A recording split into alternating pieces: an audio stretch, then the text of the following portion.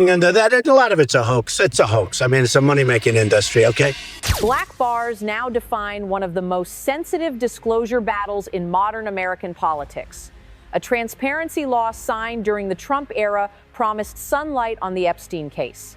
Instead, it has delivered millions of pages marked by heavy redactions, reigniting mistrust rather than resolving it. Lawmakers say the spirit of the law has been hollowed out. The Justice Department says legal limits required restraint.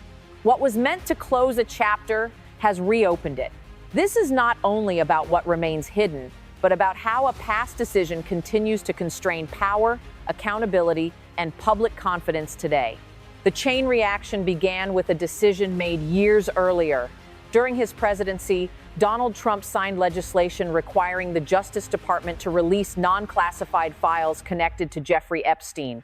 The law was framed as a transparency measure, designed to address public suspicion surrounding the handling of Epstein's crimes and contacts. According to public reporting, the statute imposed a clear obligation: disclose.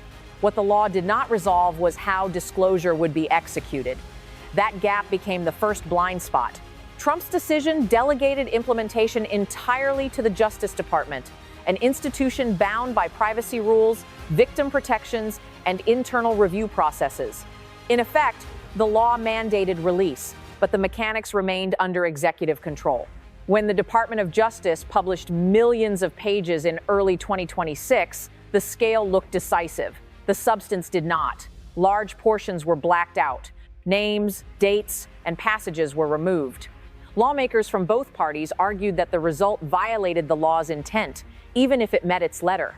According to statements from members of Congress, transparency had been replaced by opacity at industrial scale. Institutional resistance emerged quickly. DOJ officials defended the redactions as legally necessary, citing the protection of victims and uncharged individuals. That response was procedurally sound, but politically destabilizing. The release satisfied no one. The public saw volume without clarity. Congress saw compliance without candor. For Trump, the consequences were indirect but unavoidable. The law carried his signature. The outcome bore his imprint. Yet he no longer controlled the institution executing it. A decision meant to project accountability instead exposed the limits of presidential reach after the fact, setting the stage for escalation rather than closure. As criticism mounted, the conflict shifted from disclosure to access. Lawmakers demanded to see what had been concealed. The Justice Department responded by offering a compromise. Members of Congress could review unredacted materials, but only inside a secure reading room, under strict conditions. No electronic copies, no public release, limited oversight. According to public reporting, this solution intensified suspicion rather than calming it. Critics argued that controlled access preserved institutional authority while neutralizing meaningful scrutiny. Supporters of the DOJ countered that this was the only lawful path forward. The clash was no longer about Epstein alone. It was about who decides when transparency ends. Trump's posture during this phase was notably distant. He issued no directive. He offered no public intervention. That silence became its own liability. In high-profile disputes, absence is interpreted as weakness. The vacuum allowed others to define the narrative, portraying the episode as evidence that Trump-era decisions had produced consequences without accountability. The blind spot here was strategic. By stepping back, Trump ceded interpretive control. The Justice Department framed the issue as legal compliance. Lawmakers framed it as obstruction. The public saw only black bars and conflicting explanations. Each framing eroded trust in a different direction. Institutional resistance hardened. DOJ officials insisted that redactions were unavoidable. Members of Congress accused the department of undermining legislative authority. According to statements from lawmakers, the law's promise had been effectively rewritten by bureaucratic process. Negative consequences followed quickly. Media coverage focused on what was hidden, not what was released. Advocacy groups accused the government of shielding powerful figures. Others warned that careless disclosure risked exposing victims. The debate polarized without resolution. What remained unresolved was intent. There was no verified evidence that redactions were politically motivated. There was also no public mechanism to prove they were not. That ambiguity became corrosive. Each withheld line deepened doubt. ensuring that the controversy would not fade quietly. The confrontation reached its peak when the process itself began to fracture. After lawmakers accessed unredacted files, reports emerged that some sensitive personal information had been improperly handled.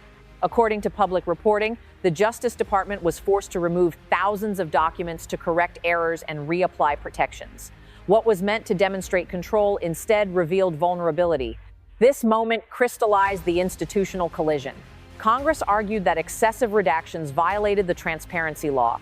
The DOJ argued that insufficient redactions endangered victims. Both claims rested on legal foundations. Together, they formed a contradiction with no clean resolution. Trump's original decision now sat at the center of the storm. The law he signed had created a mandate without a stable enforcement framework. That structural flaw was not ideological. It was procedural. Transparency had been ordered without reconciling it with long-standing legal safeguards. The result was predictable conflict. The blind spot was temporal. Trump-era legislation assumed compliance would occur under Trump-era authority. It did not account for institutional continuity beyond his control. Once Trump left office, the law became a constraint rather than a tool. It empowered oversight without empowering enforcement. Institutional resistance intensified. Lawmakers threatened further hearings. The DOJ tightened access rules. According to public reporting, trust between branches deteriorated, each move hardened positions, each correction amplified scrutiny. The negative consequences multiplied. Victims' advocates warned that exposure risks were real. Transparency advocates argued that secrecy was being normalized. The Justice Department's credibility suffered as both sides accused it of failure from opposite directions. Crucially, uncertainty dominated the center of the debate. The contents of the unredacted files remained largely unseen by the public. No verified conclusions could be drawn about specific individuals. Allegations circulated, but confirmation did not. That gap became fertile ground for speculation. Trump's role in this phase was paradoxical. He was no longer an actor, yet he remained the reference point. Lawmakers cited the Trump-era law. Critics linked the outcome to Trump's governance style. Supporters argued that the law itself proved his commitment to transparency. Each interpretation reinforced polarization. What made this the climax was not revelation, but exposure. The system exposed its own limits. A transparency mandate collided with legal restraint. Oversight collided with privacy. Executive legacy collided with institutional independence. According to public reporting, no immediate resolution followed. The DOJ continued its review, Congress continued its demands, the public continued to wait, the black bars remained. The forward pressure was unmistakable. With each procedural correction, confidence declined. The longer the dispute persisted, the clearer it became that this was not a temporary controversy. It was a structural impasse, triggered by a decision that could not anticipate the institutional resistance it would eventually face. Beyond Washington, the fallout spread into public perception. The Epstein case has long symbolized elite impunity. Any perceived obstruction magnifies that symbolism. According to public reporting, trust in official explanations weakened as the redaction debate dragged on. Trump's posture during this period was defensive by default. He did not shape events, yet events continued to shape his political image. The blind spot was reputational. Decisions made to project strength were now interpreted as sources of disorder.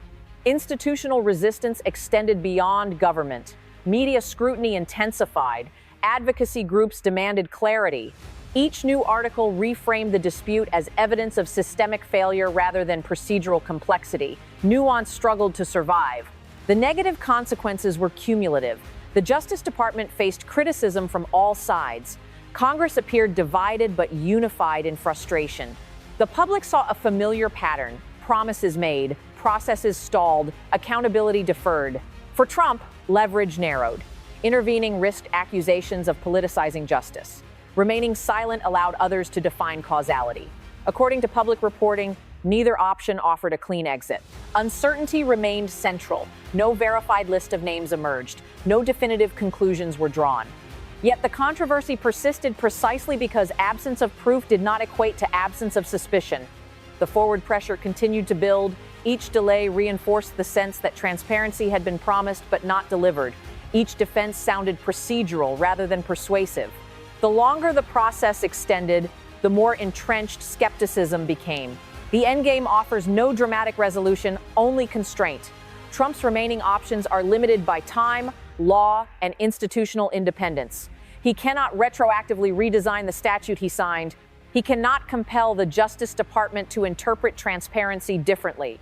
According to public reporting, his influence over the process is indirect at best. The Justice Department continues to assert legal necessity. Congress continues to assert oversight authority.